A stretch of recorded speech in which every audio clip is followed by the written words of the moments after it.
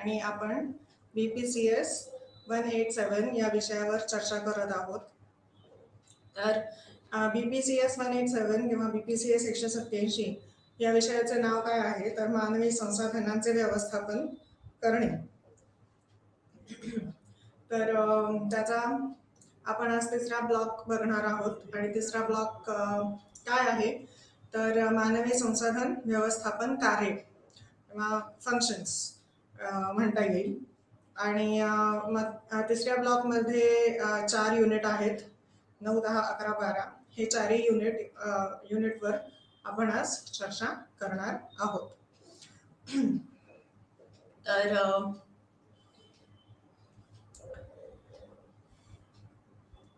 पहिला ब्लॉक 3 मधला पहिला युनिट जो आहे कर्मचारी धारणा आणि सहभाग.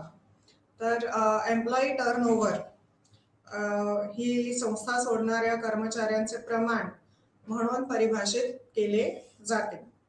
एक तर म्हणजे संस्था सोडणाऱ्या कर्मचाऱ्यांचे प्रमाण आणि त्याची कारणे वेगवेगळी असतात. तर मग काय साधारण कारणे असू शकतील, एकतर निवडीनुसार किंवा नियमानुसार ठराविक कालावधीत कर्मचारी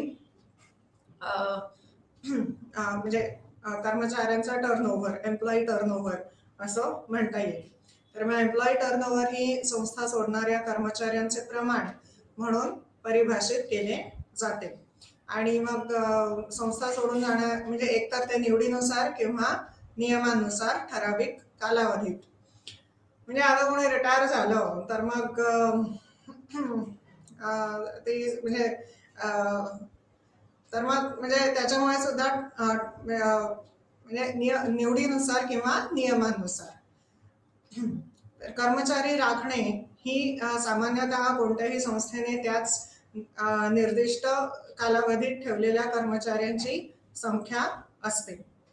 कर्मचारी सहभाग ही अशी परिस्थिती आहे ज्यामध्ये कामगार उत्साही असतात आणि त्यांच्या कामात त्या पदवीपर्यंत मग्न असतात, ज्यामुळे त्यांच्या कंपन्यांच्या कार्यप्रदर्शनात सुधारणा होते.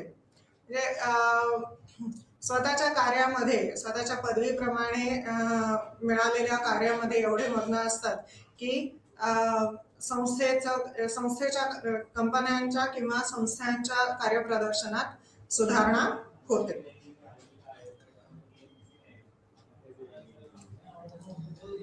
तर मग आता कर्मचाऱ्यांची टोळबंदी आणि गट यामुळे जगभरातील जॉब मार्केटवर त्यांचे नुकसान झाले आहे.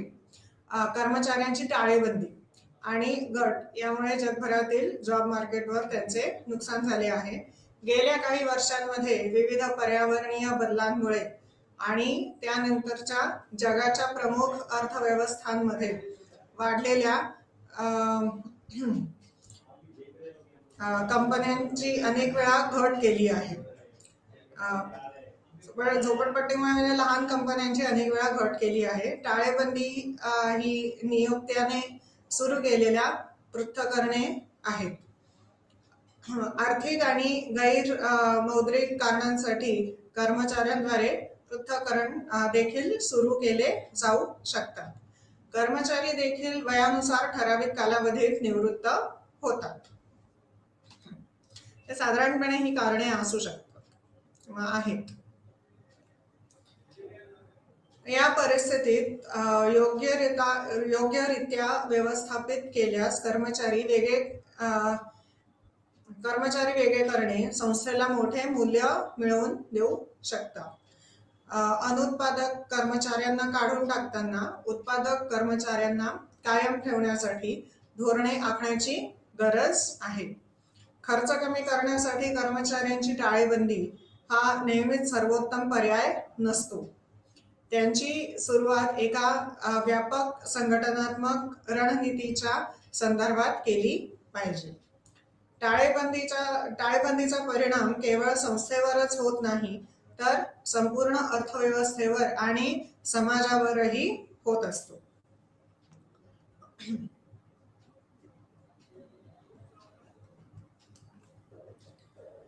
मार्टेन आणि बार्टोल मॅट्रिक्स हे फंक्शनल आणि डिसफंक्शनल टर्नओव्हर ओळखण्यासाठी एक चांगले साधन आहे.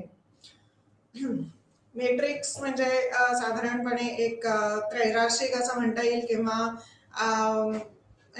आपल्याला सहजी शोधून काढता येतात. फंक्शनल आणि डिसफंक्शनल. फंक्शनल आणि डिसफंक्शनल म्हणजे जी कार्य करत असतात आणि जी कार्य करत फंक्शनल म्हणजे जी कार्य व्यवस्थित करतात आणि डिसफंक्शनल कार्य व्यवस्थित करत नाहीत. स्वतःची कार्य कर्तव्ये नोकरीच्या ठिकाणी नीट करत नाहीत, ते म्हणजे डिसफंक्शनल कर्मचारी. आणि फंक्शनल कर्मचारी म्हणजे स्वतःची कार्य कर्तव्ये नीट पार पाडतात.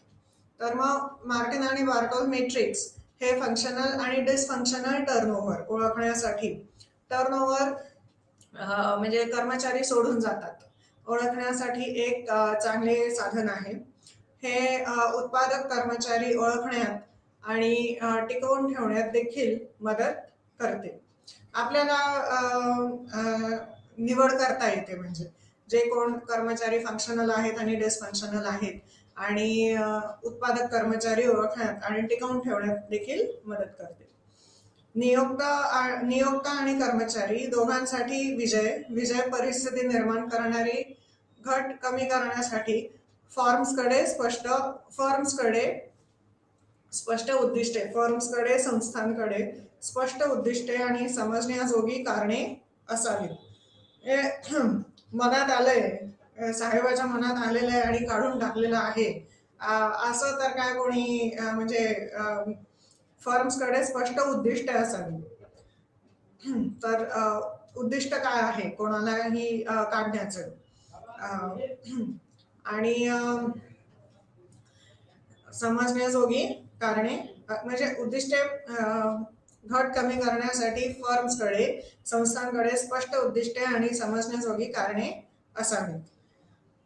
मोबदला हा स्ट्रॅटेजिक HRM चा एक महत्वाचा भाग आहे. स्ट्रॅटेजिक म्हणजे साधारणपणे तुम्ही कोणती पद्धत वापरलेली आहे, पद्धत म्हणण्यापेक्षा सुद्धा म्हणजे जी पद्धत तुमचे उद्दिष्टे समजण्याजोगी योग्य करते, ती म्हणजे एक स्ट्रॅटेजी म्हणता येईल. तर स्ट्रॅटेजिक HRM मानवी संसाधनांचं व्यवस्थापन, ह्युमन रिसोर्स मॅनेजमेंट एक महत्वाचा भाग आहे. तर मोबदला, कॉम्पन्सेशन म्हणता येईल, मोबदला हा स्ट्रॅटेजिक HRM चा एक महत्वाचा भाग आहे.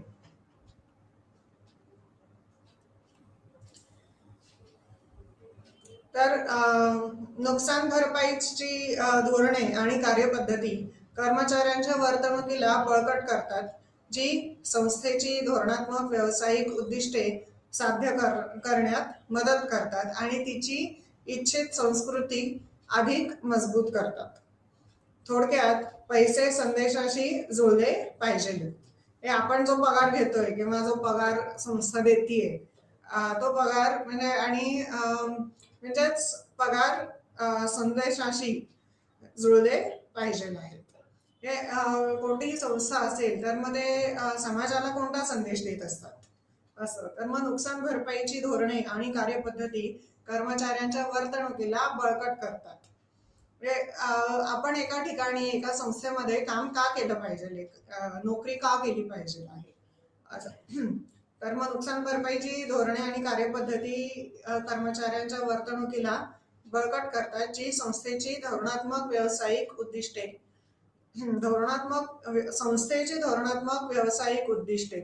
साध्य करण्यात मदत करतात आणि तिची इच्छित संस्कृती अधिक मजबूत करतात.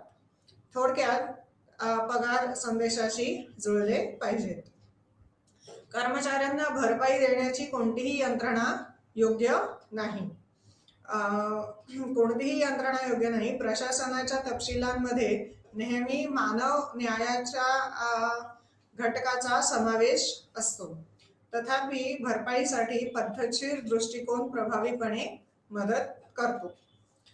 तर म्हणजे कोणत्या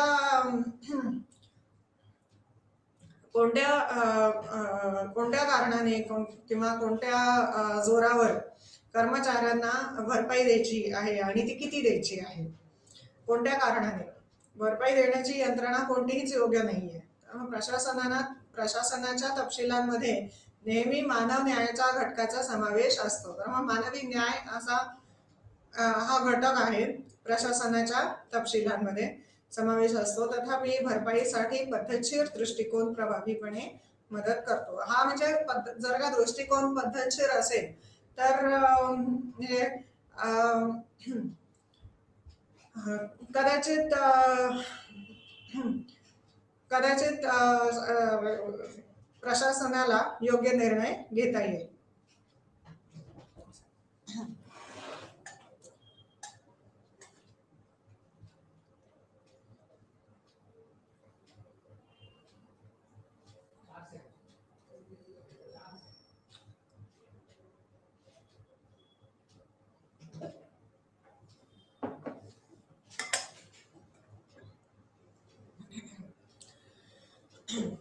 तर मग हे अधीनतेचा स्तर कमी करण्यात मदत करते आणि एखाद्या संस्थेला योग्य कर्मचाऱ्यांना आकर्षित करण्यास, टिकवून ठेवण्यास आणि प्रेरित करण्यास आणि स्पर्धात्मक फायदा मिळवण्याची शक्यता वाढवते. काय वाढवते? तर मग प्रशासनाच्या तपशिलांमध्ये मानवी न्यायाच्या घटकाचा समावेश असतो आणि म्हणजे पद्धतशीर दृष्टिकोन, जास्त करून पद्धतशीर दृष्टिकोन. तर हे अधीनतेचा स्तर कमी करण्यात मदत करते आणि एखाद्या संस्थेला योग्य कर्मचाऱ्यांना आकर्षित करण्यास, टिकवून ठेवण्यास आणि प्रेरित करण्यास आणि स्पर्धात्मक फायदा मिळवण्याची शक्यता वाढवते. नुकसान भरपाईसाठी पद्धतशीर दृष्टिकोन न ठेवता संस्थेला खर्च प्रभाविता, कायदेशीर पालन, वेतन समानता, वेतन आणि कार्यप्रणाली व्यवस्था यांच्यातील संबंधांवर देखरेख करण्यात अडचण येते आणि म्हणून पद्धतशीर दृष्टिकोन हा महत्वाचा असतो. तर संस्था अधिक उत्पादक बनू पाहत असताना कामगिरीशी संबंधित वेतनाची क्रिया वाढत आहे. प्रोत्साहन योजना शिवाय का म्हणजे प्रोत्साहन योजना आणि आणखीन म्हणजे प्रोत्साहन योजना जे कर्मचाऱ्यांना त्यांचे कार्य, त्यांचे कर्तव्य करण्यामध्ये मदत करेल. तर प्रोत्साहन योजनाशिवाय काय महत्वाचे आहे आणि काय नाही हे कर्मचाऱ्यांशी संवाद साधण्यासाठी, व्यवस्थापनासाठी एक प्रभावी वाहन आहे. संस्थेच्या धोरणात्मक व्यावसायिक उद्दिष्टांसह कर्मचारी ओळख वाढवण्यासाठी संस्था विशेषतः प्रोत्साहनपर भरपाई योजना सादर करतात. संस्थेच्या धोरणात्मक व्यावसायिक उद्दिष्टांसह कर्मचारी ओळख वाढवण्यासाठी संस्था विशेषतः प्रोत्साहनपर भरपाई योजना सादर करतात. साधारणपणे इकडे याला डिअरनेस अलाउन्स म्हणता येईल.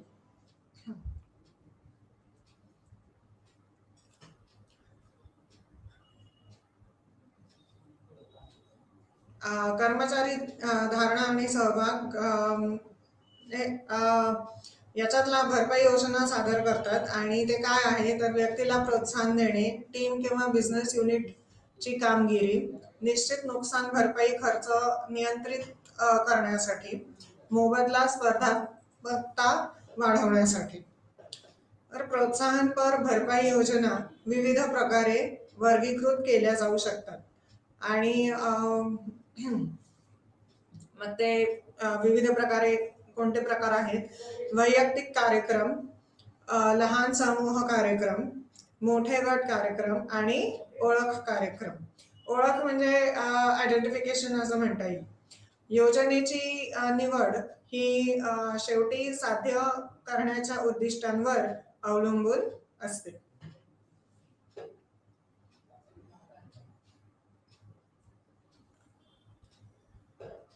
लाभ सामायिकरण ही एक लहान गट प्रोत्साहन प्रणाली आहे जी उत्पादकता सुधारण्याचे फायदे जबाबदार कर्मचाऱ्यांसह सामायिक करते.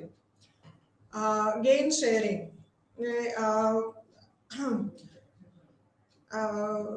कोणत्याही संस्थेला नफा झालेला आहे आणि म्हणजे तो नफा म्हणजे गेन म्हणता येईल.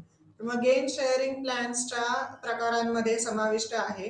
त्यामध्ये स्कॅनलॉन प्लॅन आहे, रकर प्लॅन आहे आणि इम्प्रो शेअर आहे. ओळख कार्यक्रम हे वैयक्तिक किंवा कार्यसमूह प्रोत्साहनाचे स्वरूप आहेत जे सहसा मानक मोबदला प्रणालीच्या बाहेर असतात. या कार्यक्रमांमध्ये रोख रक्कम, माल, प्रवास, वेतनासह वेळ, फलक आणि प्रमाणपत्रे यांचा समावेश असू शकतो.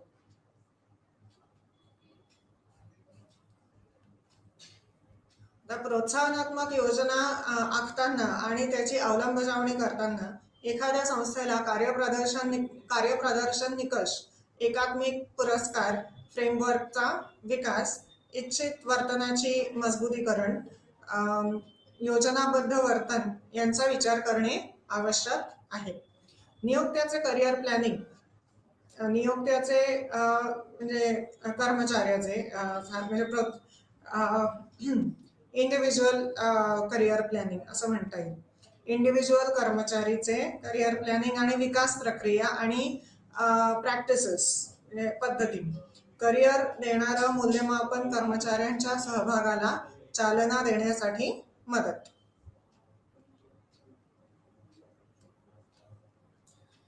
प्रभावीपणे व्यवस्थापित केल्यावर नियोक्त्याच्या करिअर विकास प्रक्रियेने असे सिग्नल पाठवले पाहिजे की नियोक्ता कर्मचाऱ्याच्या करिअरच्या यशाची काळजी घेतो, की नियोक्ता कर्मचाऱ्याच्या करिअरच्या यशाची काळजी घेतो. स्वैच्छिक टर्नओव्हर कर्मचारी स्वतःच्याच इच्छेने. स्वैच्छिक टर्नओव्हर व्यवस्थापित करण्यासाठी त्याची कारणे ओळखणे आणि नंतर त्यांचे निराकरण करणे आवश्यक आहे. कर्मचाऱ्यांना कायम ठेवण्यासाठी सर्वसमावेशक दृष्टिकोन बहुगुणित केला पाहिजे. सर्वसमावेशक म्हणजे संस्थांचा संदेश काय आहे समाजासाठी, मग ते कर्मचाऱ्याचं म्हणजे कर्मचाऱ्याची कारणे, तर मग कर्मचारी कायम ठेवण्यासाठी सर्वसमावेश दृष्टिकोन बहुगुणित केला पाहिजे. आता बहुमुखी कार्यक्रमात काय समाविष्ट असावे, तर ते सुधारित निवड, एक चांगला विचार केलेला प्रशिक्षण आणि करिअर विकास कार्यक्रम, कर्मचाऱ्यांना संभाव्य करिअर योजना तयार करण्यात मदत, कर्मचाऱ्यांना अर्थपूर्ण कार्य, ओळख आणि बक्षिसे प्रदान करणे, कार्यजीवन संतुलनास प्रोत्साहन देणे, वर्क लाईफ बॅलन्स, कर्मचाऱ्यांच्या कामगिरीची कबुली देणे. हे सर्व सपोर्टिव्ह कंपनी कल्चरमध्ये प्रदान करणे. सपोर्टिव्ह कंपनी कल्चरमध्ये प्रदान करणे म्हणजे साधारणपणे संस्था असे कार्यक्रम घेतात की जे कर्मचारींना प्रोत्साहन देतात. आणि म्हणजे प्रोत्साहन कशा प्रकारे देतात, तर मग हे 6 प्रकार आपण आता बघितले. आणि म्हणजे हे 6 कार्यक्रम करण्यासाठी एक जो कार्यक्रम केला जातो तर मग त्याला सपोर्टिव्ह कंपनी कल्चर प्रदान करणे असं. आणि कोणत्या म्हणजे असं केलं की कोणत्याही कर्मचाऱ्याला, कोणत्याही व्यक्तीला वाटू शकते की आपण इकडे काम का करावं आहे. कल्चरमधून प्रदान काय केलं जातं, तर मग ते आपण इकडे काम का केले पाहिजे, आपण इकडे नोकरी का केली पाहिजे, हे सर्व सपोर्टिव्ह कंपनी कल्चरमध्ये प्रदान करणे. आपली संस्था चांगल्या कार्यांना सतत प्रोत्साहन देते हे सपोर्टिव्ह कंपनी कल्चरमधून निर्देशित होत असते. हे सर्व सपोर्टिव्ह कंपनी कल्चरमध्ये प्रदान करणे. आता डिसमिसल्स व्यवस्थापित करणे हा कोणत्याही पर्यवेक्षकाच्या कामाचा एक महत्त्वाचा भाग असतो. बरखास्तीच्या कारणांपैकी असमाधानकारक कामगिरी, गैरवर्तन, पात्रतेचा अभाव, बदललेल्या नोकरीच्या गरजा आणि अधीनता ही आहेत. एक किंवा अधिक कर्मचाऱ्यांना डिसमिस करताना तथापि धोरणानुसार इच्छेनुसार समाप्ती अपवादांमुळे कमकुवत झाली आहे. चुकीचे डिस्चार्ज सूट टाळण्यासाठी देखील काळजी घेतली पाहिजे. डिसमिसल म्हणजे साधारणपणे काढून टाकणे. आणि डिसमिसल का वापरले जाऊ शकतात, तर मग त्याची ही कारणे आहेत. बरखास्तीच्या कारणांपैकी म्हणजे बरखास्तच करणे, असमाधानकारक कामगिरी, गैरवर्तन, पात्रतेचा अभाव, बदललेल्या नोकरीच्या गरजा आणि अधीनता. तर ही कारणे म्हणजे त्या कर्मचाऱ्यांना सुद्धा पटली पाहिजेत. आणि चुकीचे डिस्चार्ज सूट म्हणजे चुकीचा संदेश कोणताही नाही गेला पाहिजे. बरखास्त करतायत तर मग का बरखास्त करतायत, तर मग ते उगाच मनात आलंय आणि बरखास्त केलंय असं म्हणजे असा नक्कीच संदेश नाही पोहोचला पाहिजे. तर मग चुकीचं डिस्चार्ज सूट टाळण्यासाठी देखील काळजी घेतली पाहिजे.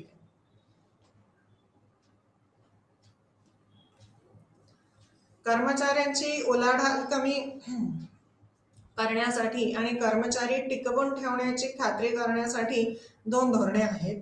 मग ती 2 धोरणे कोणती, तर विविध कामगारांना सामावून घेणे, साधारणपणे म्हणजे याला डायव्हर्सिटी म्हणतात, वर्क फोर्स डायव्हर्सिटी, विविध कामगारांना सामावून घेणे, टीम वर्कची पुष्टी करणे. टीम वर्क म्हणजे विविध कामगारांना सामावून घेतल्यानंतर एक गट जर का एक टीम केली असेल तर मग त्या टीम मध्ये विविधता असली पाहिजे, कामगारांमध्ये विविधता असली पाहिजे. असं सकारात्मक आणि उच्च कार्यक्षमतेची संस्थात्मक संस्कृती धारण करून कर्मचारी सहभागाला प्रोत्साहन दिले जाऊ शकते.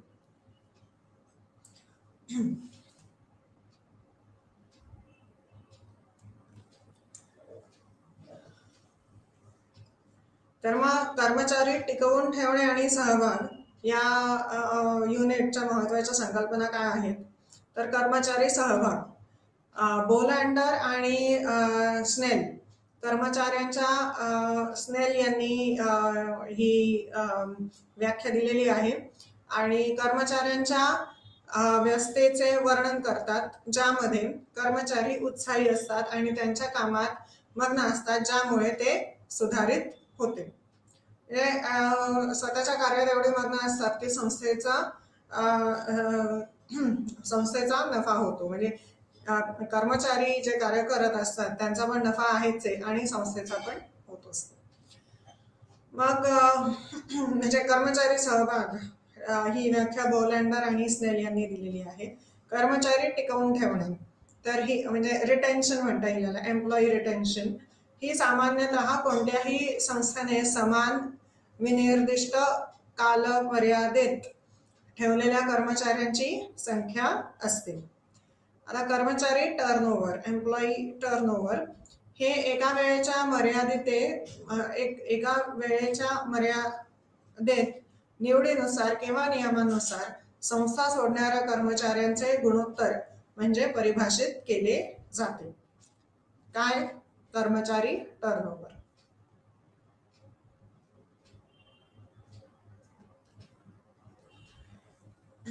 तर कर्मचारी टिकवून ठेवणे आणि सहभाग म्हणजे एम्प्लॉय रिटेन्शन अँड पार्टिसिपेशन या युनिटच्या महत्त्वाच्या संकल्पना 3 आहेत. ते म्हणजे कर्मचारी सहभाग, कर्मचारी टिकवून ठेवणे रिटेन्शन आणि कर्मचारी टर्नओव्हर.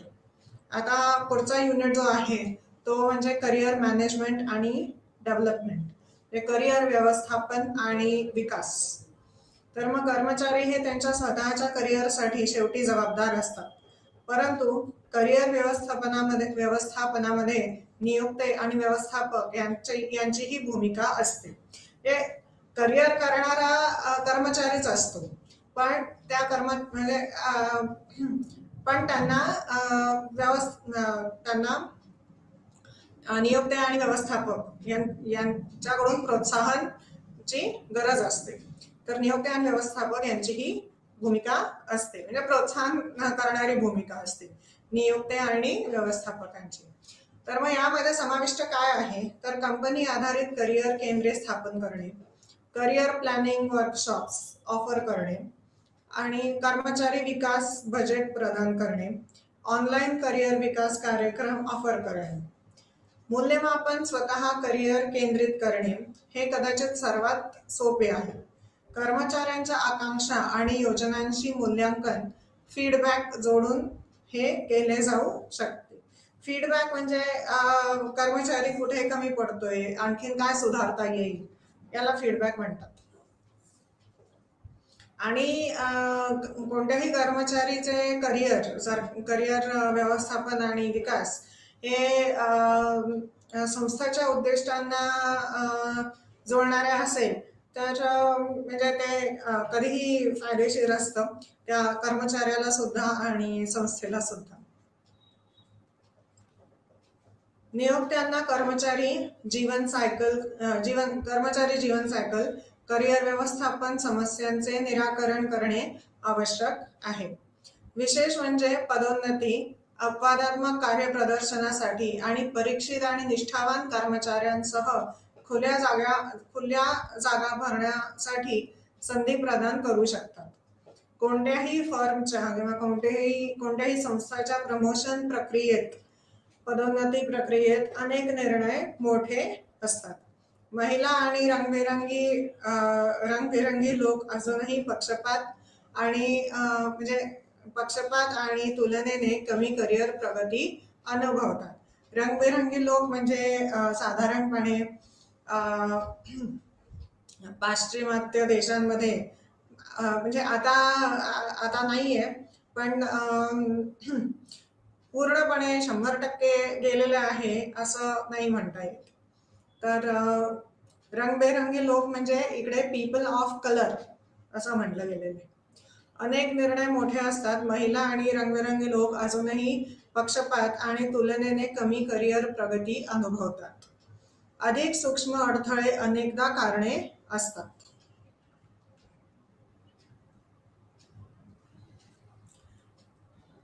हे रेसिझम म्हणता येईल.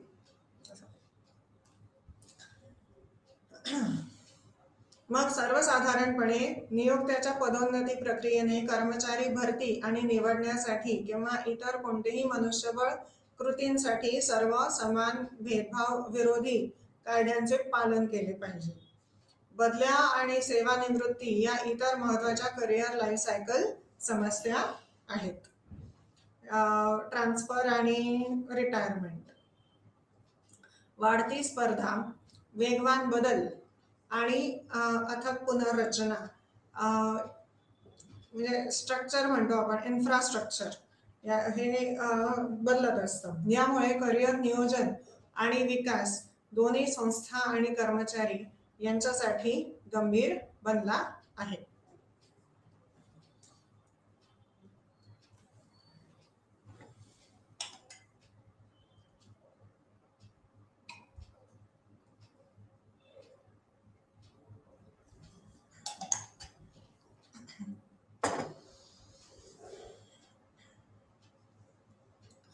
कर्मचाऱ्यांना त्यांची करिअरची उद्दिष्टे पूर्णपणे साध्य करायची असतील तर त्यांच्यासाठी प्रभावी करिअर नियोजन आवश्यक आहे. करिअर नियोजन, करिअर प्लॅनिंग, करिअर पाथ असं म्हणता येईल. संस्थांना या उलट नोकरीची संधी साध्य करण्यासाठी आवश्यक असलेल्या पात्र मानवी संसाधनांचा पुरवठा मिळवण्यासाठी कर्मचाऱ्यांच्या करिअरच्या आकांक्षा आणि नोकरीच्या संधींमधला एक चांगला सामना लक्षात आला पाहिजे. काही मानव संसाधन विभाग माहिती आणि समुपदेशनाद्वारे सहाय्य प्रदान करतात. ते साधारणपणे आपण आता सुद्धा बघतो की आता म्हणजे 1-2-4 वर्षांपूर्वी पण आपण अनुभवलेलं आहे किंवा बघितलं पण आहे, म्हणजे माहिती आहे की कोणत्याही मोठ्या कॉलेजमध्ये तुम्हाला ऍडमिशन मिळालेली आहे, मग त्याच्यासाठी काय असतं ते समुपदेशनासाठी बोलवलं जातं. म्हणजे आता मग ते IIT वगैरे असू दे, इंडियन इन्स्टिट्यूट ऑफ टेक्नॉलॉजी असू दे, किंवा मग इंडियन इन्स्टिट्यूट ऑफ मॅनेजमेंट असू दे व्यवस्थापनाचे, IIM, किंवा NIT national institute of technology वगैरे, अशा ठिकाणी तुम्हाला जेव्हा ऍडमिशन मिळते तेव्हा तुम्हाला समुपदेशनासाठी बोलवलं जातं. काही मानव संसाधन विभाग माहिती आणि समुपदेशनाद्वारे सहाय्य प्रदान करतात. पण करिअर प्लॅनिंगची प्रमुख जबाबदारी ही कर्मचाऱ्याचीच असते. कर्मचारी स्वतःचा म्हणजे त्याला स्वतःला करिअर करायचं असतं, तर मग स्वाभाविक आहे की जबाबदारी ही कर्मचाऱ्याचीच असते. करिअरच्या यशस्वी विकासात योगदान देणारे महत्वाचे घटक समाविष्ट आहेत. तर मग ते परफॉर्मन्स म्हणजे तुमची कार्यपद्धत किंवा कार्याची पद्धतच म्हणता येईल, किंवा कर्तृत्व, परफॉर्मन्स किंवा कार्यपद्धत, एक्सपोजर, तुम्ही म्हणजे तुम्हाला कितपत अनुभव आहे, तर मग कार्यपद्धत, एक्सपोजर, प्रयोजकत्व, वैयक्तिक विकास, आंतरराष्ट्रीय अनुभव, नेटवर्किंग. योग्य ते लोक तुम्हाला भेटले त्याला नेटवर्क असं म्हणते, ह्युमन रिलेशन्स अप्रोच, नेटवर्किंग, ध्येय सेटिंग, गोल सेटिंग. तर पुढील पदोन्नती किंवा संधी अनुपलब्ध असताना करिअरचे पठार एखाद्या कर्मचाऱ्याच्या करिअरच्या काही टप्प्यावर पोहोचलेले असतात. म्हणजे तुम्ही एका टप्प्यावर पोहोचलेला आहेत आणि त्याच्या पुढे म्हणजे पुढे टप्पे नाही आहेत असं. म्हणजे मग कधी कधी ते व्यवस्थापनाचे स्टेजेस असतात ना, मिडल मॅनेजमेंट, टॉप मॅनेजमेंट वगैरे, असं टप्पे असतात. मग या टप्प्यावर कर्मचाऱ्याला आउटप्लेसमेंट, समुपदेशनाची आवश्यकता असू शकते. आउटप्लेसमेंट म्हणजे आता प्रमोशन झालेलं आहे, पण म्हणजे मग वेगळ्या संस्थेमध्ये योग्य तो पगार आणि योग्य व्यक्ती त्या पदावर असेल, तर मग ते आउटप्लेसमेंट, एक संस्था दुसऱ्या संस्थेकडे पाठवते, आउटप्लेसमेंट. समुपदेशनाची आवश्यकता असू शकते, म्हणजे आउटप्लेसमेंट समुपदेशनाची आवश्यकता असू शकते जेव्हा पुढील टप्पे शिल्लक राहत नाहीत. एवढं करिअर कधी कधी करतात लोक. मग तज्ञांद्वारे आयोजित केलेले हे आउटप्लेसमेंट समुपदेशन काढून टाकलेल्या कर्मचाऱ्याला नवीन करिअर शोधण्यात मदत करण्यासाठी डिझाईन केलेले आहे. तर HRM मधील करिअर जनरल आणि स्पेशालिस्ट दोघांनाही संधी प्रदान करते. म्हणजे आता एक संस्था दुसऱ्या संस्थेकडे पाठवतीये एखाद्या कर्मचाऱ्याला, तर मग आउटप्लेसमेंट समुपदेशन साधारणपणे त्याच्यामध्ये काय काय असू शकतं, तर ज्या संस्थेमध्ये पाठवत आहे त्या संस्थेबद्दल जेवढी माहिती देता येईल तेवढी समुपदेशक देऊ शकतो. आणि किंवा मग तो कर्मचारी सुद्धा मिळवू शकतो. आणि मग कर्मचारी ठरवतो की आपण एका ठिकाणी जायचं आहे की नाही. आणि जर का नाही जायचं असं ठरलं किंवा असं वाटलं, तर मग दुसऱ्या कोणत्या संस्था आहेत जिथे मला माझे योग्य ते म्हणजे माझी कार्यपद्धत योग्य असेल अशा कोणत्या संस्था आहेत असं एक म्हणजे ते म्हणजे आउटप्लेसमेंट समुपदेशन. तर मग हे समुपदेशन काढून टाकलेल्या कर्मचाऱ्या आणि नवीन करिअर शोधण्यात मदत करण्यासाठी डिझाईन केलेले आहे. तर HRM मधील करिअर जनरल आणि स्पेशालिस्ट दोघांनाही संधी प्रदान करते. HRM कर्मचाऱ्यांचे मोबदला सुधारत आहे, परंतु इतर कार्यांसाठी ते साधारणपणे मागे पडले आहे. इतर कारणांसाठी, इतर कार्य आणि कारणे दोन्ही. कामाची परिस्थिती साधारणपणे चांगली असते.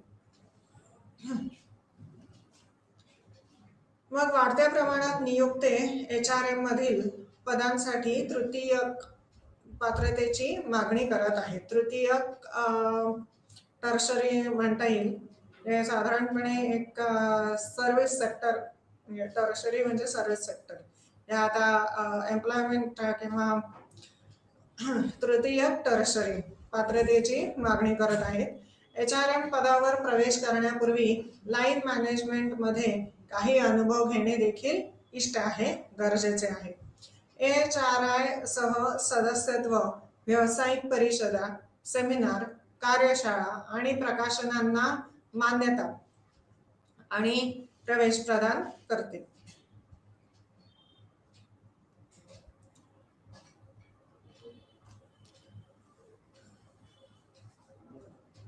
करिअरच्या विकासातील टप्पे काय आहेत? तर मग ते अन्वेषण, स्थापना, देखभाल आणि डिसएंगेजमेंट. तर कर्मचाऱ्यांच्या करिअर व्यवस्थापनामध्ये नियोक्ता योगदान देऊ शकेल अशा पद्धतींपैकी एक म्हणजे नियमित नोकरी फिरणे, जॉब रोटेशन म्हणतो आपण. नियमित नोकरी फिरणे. तो किंवा ती कर्मचारी कोणत्या नोकरीसाठी सर्वात योग्य आहे आणि स्वारस्यपूर्ण आहे हे समजून घेण्यात ते कर्मचाऱ्यांना अधिक चांगल्या प्रकारे समजून घेण्यात मदत करू शकते. काय? नोकरी फिरणे, जॉब रोटेशन.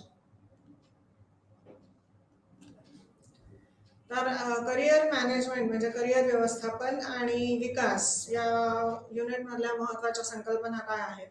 तर करिअर, डेस्लरने करिअरची व्याख्या दिलेली आहे. डेस्लर करिअरचे वर्णन करतो ज्या व्यावसायिक स्थानावर एखादी व्यक्ती वर्षानुवर्षे धारण करते. जे व्यावसायिक स्थानावर कोणतीही व्यक्ती वर्षानुवर्ष धारण, जे व्यावसायिक स्थान आहे वर्षानुवर्ष धारण करणार केले जाते ते म्हणजे करिअर. डेनिसीने करिअरची व्याख्या अनुभवाचा आणि क्रियाकलापांचा संच म्हणून केली आहे, ज्यामध्ये एखादी व्यक्ती त्याच्या किंवा तिच्या नोकरी आणि उपजीविकेशी संबंधित असते. करिअर डेव्हलपमेंट किंवा करिअर विकास. तर डेस्लरने करिअर डेव्हलपमेंटची जीवनभराची मालिका म्हणून स्पष्ट केली आहे, जी एखाद्या व्यक्तीच्या करिअरच्या शोधात, स्थापना, यश आणि पूर्ततेमध्ये योगदान देते.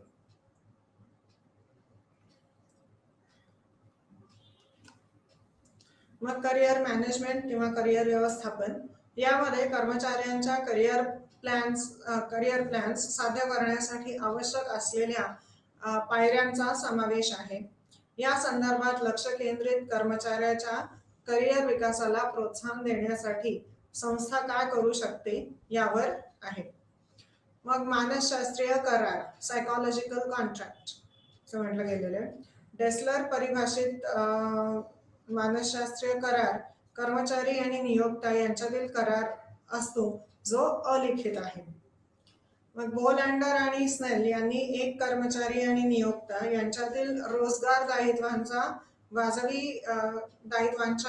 वाजवी देवाणघेवाणीची अपेक्षा म्हणून वर्णन केलेले आहे. तर मानसशास्त्रीय करार.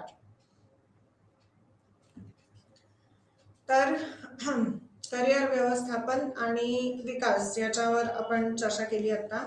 मग पुढचा युनिट आहे तो म्हणजे कर्मचारी सुरक्षा आणि आरोग्य, health and employee health and safety. तर ते म्हणजे कर्मचारी सुरक्षा आणि आरोग्य. त्यांच्या कर्मचाऱ्यांना म्हणजे कोणतीही संस्था त्यांच्या कर्मचाऱ्यांना सुरक्षित आणि निरोगी कार्य वातावरण प्रदान करण्यासाठी संस्थांना नैतिक, कायदेशीर आणि व्यावसायिक दायित्वे आहेत. असे करण्यात अयशस्वी होणे म्हणजे फक्त वाईट व्यवस्थापन. प्रथम म्हणजे वाईट व्यवस्थापनामध्ये मग काय काय असं आहे, तर प्रथम याचा अर्थ असा आहे की मानवी संसाधने एक खर्च म्हणून मानली जातात आणि मानवी भांडवल म्हणून मानली जात नाही. मग दुसरे, त्या संस्थेला जास्त जास्त जोखीम आणि कायदेशीर उत्तरदायित्वाच्या समोर आणते. मग तिसरे, कारण व्यावसायिक आरोग्य आणि सुरक्षा कार्यक्रमाचा कर्मचारी संबंध, उत्पादकता, खर्च आणि नफा यावर प्रभाव पडतो. याचा परिणाम संस्थेच्या एकूण आर्थिक कल्याणावर पण होत असतो. म्हणून कर्मचारी सुरक्षा आणि आरोग्य ही संस्थांची बऱ्यापैकी जबाबदारी आहे.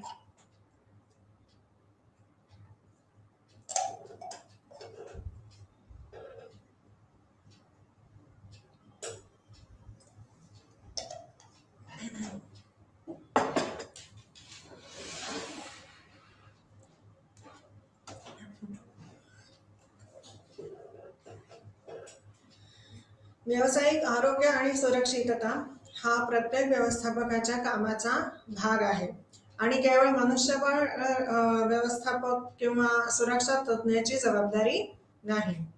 व्यावसायिक आरोग्य आणि सुरक्षितता खूप महत्वाची आहे आणि त्याचे फायदे पण खूप महत्वाचे आहेत. त्यामुळे सुरक्षित आणि आरोग्यदायी कामाच्या वातावरणाचा प्रचार करण्यात HR व्यवस्थापक आघाडीवर असले पाहिजेत. तसेच त्यांच्या जबाबदाऱ्या व्यवस्थापकांद्वारे जागरूकता आणि स्वीकृती उत्तेजित करण्यासाठी म्हणजे फक्त आघाडीवर असले पाहिजेत, तर मग आघाडीवर का असल्या पाहिजेत, त्यांच्या जबाबदाऱ्या व्यवस्थापकांद्वारे जागरूकता आणि स्वीकृती उत्तेजित करण्यासाठी सुद्धा. विषयाची सुरक्षा आणि व्यवस्थापक अनेक कारणांमुळे व्यवस्थापकांची चिंता पण म्हणजे हे 3 घटक आहेत जबाबदाऱ्या, HR व्यवस्थापकाच्या जबाबदाऱ्या. त्यापैकी एक म्हणजे कामाच्या ठिकाणी झालेल्या अपघातांची संख्या. अपघात कमी करणे अनेकदा अपघातास कारणीभूत परिस्थिती आणि कृत्ये कमी करण्यासाठी म्हणजे कळते. तथापि सुरक्षितता नेहमी शीर्षस्थानी सुरू होते. त्यामुळे सर्व व्यवस्थापकांना व्यावसायिक सुरक्षा कायद्याची माहिती असणे आवश्यक आहे. कामाच्या ठिकाणी अपघातांची 3 मूलभूत कारणे आहेत. ती म्हणजे संधी घटना, ऍक्सिडेंट, असुरक्षित परिस्थिती, अनसेफ कंडिशन्स आणि कर्मचाऱ्यांची असुरक्षित कृत्ये, एम्प्लॉई अनसेफ बिहेवियर म्हणतात.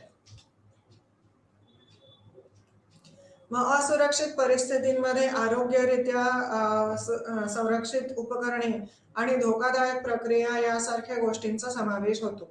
असुरक्षित कृत्ये काही वेळा अधीरता आणि विचलितपणा यांसारख्या व्यक्तिमत्वाचे लक्षण दर्शवतात. असुरक्षित परिस्थिती कमी करणे ही नेहमीच संरक्षणाची पहिली ओळ असते. यामध्ये चेकलिस्ट वापरणे आणि OSHA मानकांचे पालन करणे समाविष्ट आहे. त्यानंतर असुरक्षित कृत्ये कमी करण्यासाठी अनेक मूलभूत उपाय पण आहेत.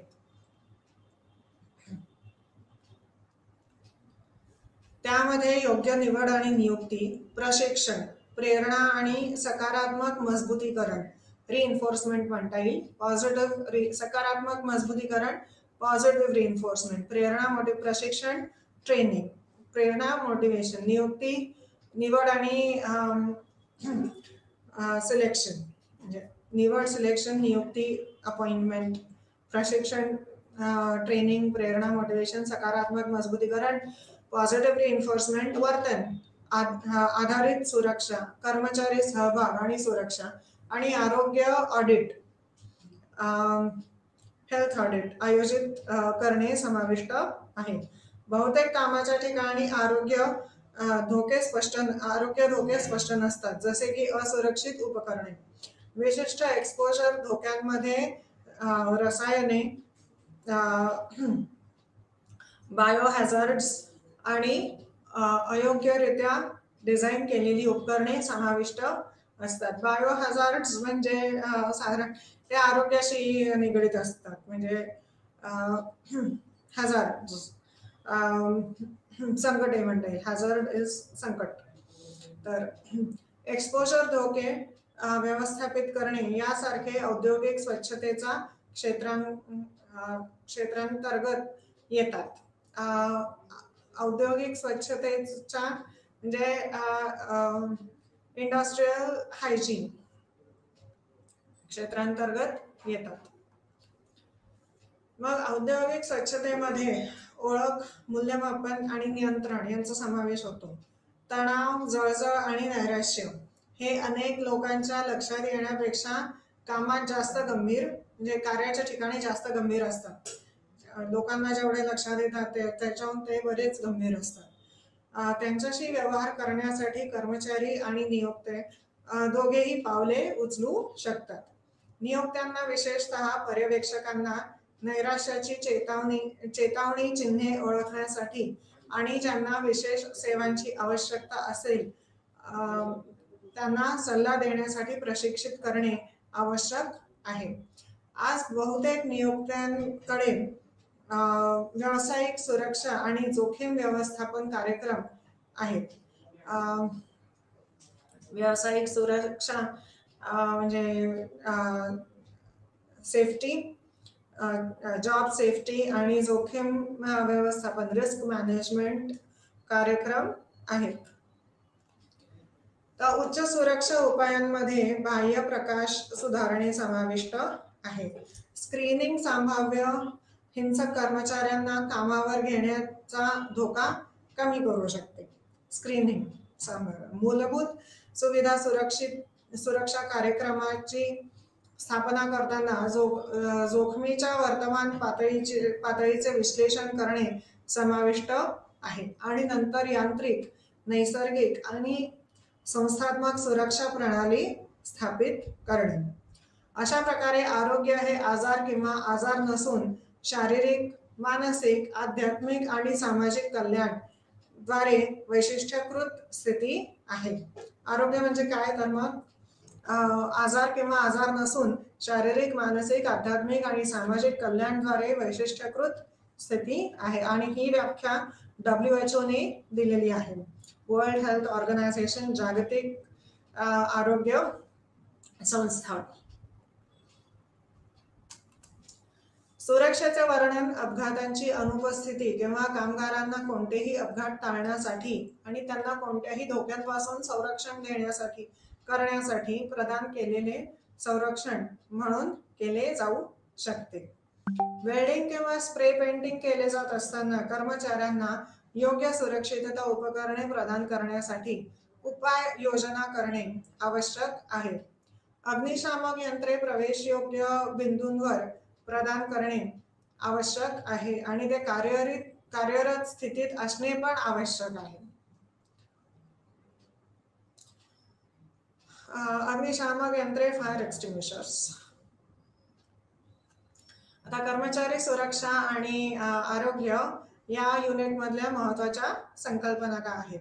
तर भावनिक श्रमाचे 2 प्रकार आहेत. कर्मचाऱ्यांना नकारात्मक भावनांचा सामना करण्यास भाग पाडले जाणे आणि खऱ्या भावनिक अवस्थांना दडपून टाकणे आणि संस्थांच्या उद्दिष्टांना चालना देणे हे भावनिक श्रमाचे 2 प्रकार आहेत. म्हणजे कर्मचारी जर का काही कर्मचाऱ्यांना भावनिक श्रम करावे लागले तर मग या 2 पैकी एक किंवा दोन्ही पण असे म्हणजे कोणतेही कर्मचारी ते अनुभवतात. मग जे भावनिक श्रम अनुभवतात हे 2 किंवा याच्यापैकी एक असं अनुभवतात. मग अपघात म्हणजे काय? कोणतीही अनपेक्षित घटना जी उत्पादन क्रियाकलापाच्या सुव्यवस्थित प्रगतीमध्ये व्यत्यय आणते किंवा व्यत्यय आणू शकते किंवा आणते. अपघाती प्रवृत्ती, ॲक्सिडेंटल प्रोननेस. तर एखाद्या व्यक्तीची वारंवार अपघात होण्याची प्रवृत्ती जी त्या व्यक्तीकडे असलेल्या वैशिष्ट्यांना कारणीभूत ठरू शकते आणि ती वैशिष्ट्ये स्थिर असतात त्या व्यक्तीमध्ये. म्हणजे काम नीट नाही करायचं, एक थोडंसं हे एक असू शकतं, म्हणजे ही एक प्रवृत्ती असू शकते आणि मग ती अपघाती प्रवृत्ती असू शकते. ते दर्शवते ती जर का वृत्ती असेल तर मग ती अपघाती प्रवृत्ती दर्शवते. मग आरोग्य धोके. तर कामाच्या पर्यावरणाची वैशिष्ट्ये जी पद्धतशीरपणे आणि हळूहळू कर्मचाऱ्यांच्या आरोग्यावर नकारात्मक प्रभाव टाकू शकतात. मग सुरक्षितता धोके. कामाच्या वातावरणाशी संबंधित परिस्थिती ज्यामुळे कर्मचाऱ्यांना हानी पोहोचू शकते. उदाहरणतः निसरडा बसला, प्रत्येक कर्मचारी जो त्या मजल्यावर जाईल त्याला माहितीच असेल असं काही नाहीये, जर का तो मजला निसरडा असेल तर. मग हे म्हणजे कर्मचारी सुरक्षा आणि आरोग्य याच्यामध्ये 5 महत्वाच्या संकल्पना आहेत आणि आपण आता शेवटच्या युनिटवर जाणार आहोत, ती म्हणजे कर्मचारी समुपदेशन आणि कल्याण सेवा. तर मग कर्मचाऱ्यांचं समुपदेशन हे वैयक्तिक किंवा कर्मचाऱ्यांच्या गटाशी एक व्यावसायिक संवाद आहे जे मनोवैज्ञानिक दृष्ट्या निरोगी आहेत, परंतु त्यांच्या चालू परिस्थितीचे निराकरण करण्यासाठी त्यांना मार्गदर्शन आवश्यक आहे. कर्मचारी समुपदेशनासाठी 3 दृष्टिकोन आहेत. तर मग ते निर्देशक समुपदेशन, नॉन डायरेक्टिव्ह काउन्सिलिंग किंवा अनिर्देशक समुपदेशन आणि सहभागी समुपदेशन. मग आता निर्देशक समुपदेशनामध्ये स्वतः समुपदेशक खूप कार्य करत असतो, प्रश्न विचारत असतो आणि समुपदेशन म्हणजे जिथे समुपदेशकाचे खूप कार्य असतात आणि कर्तव्य असतात. पण अनिर्देशक समुपदेशनामध्ये कोणताही कर्मचारी स्वतःच बोलत असतो आणि ते बोलून स्वतःच त्याचे उपाय शोधत असतो. म्हणजे एखादा प्रॉब्लेम असेल तर मग त्या प्रॉब्लेमला सोल्युशन किंवा उपाय हे तो स्वतः कर्मचारीच शोधत असतो. हे नॉन डायरेक्टिव्ह काउन्सिलिंग किंवा अनिर्देशक समुपदेशन. आणि सहभागी समुपदेशन म्हणजे गट असतो आणि म्हणजे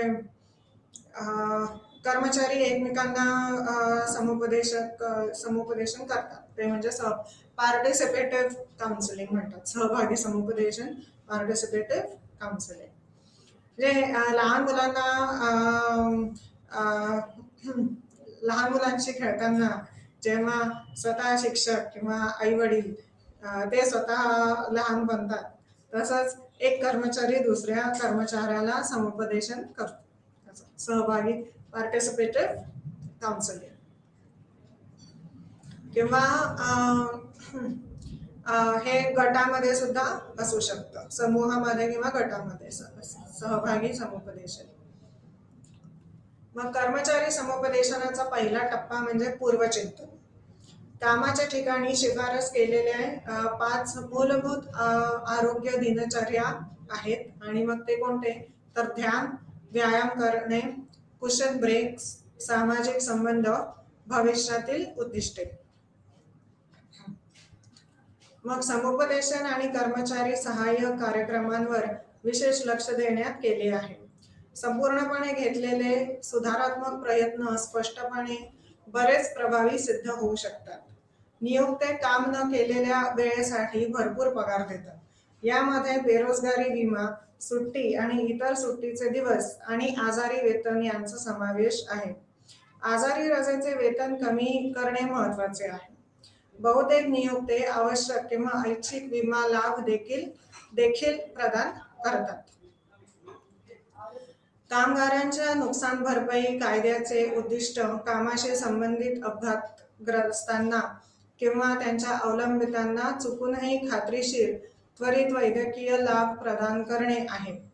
बहुतेक नियोक्ता आरोग्य योजना पात्र कर्मचाऱ्यांसाठी किमान मूलभूत हॉस्पिटलायझेशन आणि सर्जिकल आणि वैद्यकीय विमा प्रदान करतात. जेव्हा एखादा कर्मचारी त्याचा किंवा तिचा रोजगार संपुष्टात आणतो तेव्हा नियोक्त्याने त्या व्यक्तीला त्याच्या किंवा तिच्या अधिकारांची जाणीव करून देणे आवश्यक असते. आजच्या कर्मचाऱ्यांसाठी सेवानिवृत्तीचे फायदे महत्त्वाचे आहेत. बहुतेक नियोक्ते विविध वैयक्तिक सेवा आणि कौटुंबिक अनुकूल फायदे देखील प्रदान करतात. यामध्ये क्रेडिट युनियन, कर्मचारी सहाय्य कार्यक्रम आणि अनुदानित बाल संगोपन आणि वृद्धांची काळजी यांचा समावेश होतो. कर्मचारी त्यांच्या लाभाच्या योजनांमध्ये निवडीला प्राधान्य देतात. त्यामुळे लवचिक लाभ कार्यक्रम महत्त्वाचे आहेत. लवचिक लाभ किंवा कॅफेटेरिया लाभ योजना या वैयक्तिक योजना आहेत ज्यात फायद्यांसाठी कर्मचाऱ्यांची प्राधान्ये सामावून घेतात. आता कर्मचारी समुपदेशन आणि कल्याण सेवा याच्यातल्या महत्त्वाच्या संकल्पना काय आहेत? समुपदेशन, तज्ज्ञ आणि ज्यांना मार्गदर्शनाची गरज आहे अशा इतर व्यक्तींमधील वैज्ञानिक आणि पद्धतशीर संवाद. तणाव म्हणजे काय? व्यक्ती आणि वातावरण यांच्यातील एक विशिष्ट संबंध ज्यांचे मूल्यांकन व्यक्तीने तिच्या किंवा तिच्या मिळकतींवर कर लावणे किंवा त्यापेक्षा जास्त करणे आणि तिचे किंवा तिचे कल्याण धोक्यात आणणे. तर कर्मचारी सहाय्य कार्यक्रम EAP, एम्प्लॉई बेनिफिट प्रोग्राम सहाय्य कार्यक्रम, कर्मचाऱ्यांना समुपदेशन किंवा मद्यपान, जुगार यांसारख्या समस्यांसाठी उपचार कार्यक्रम प्रदान करण्यासाठी एक औपचारिक नियोक्ता कार्यक्रम. Employee wellness programme. आपण पुन्हा भेटूया. धन्यवाद.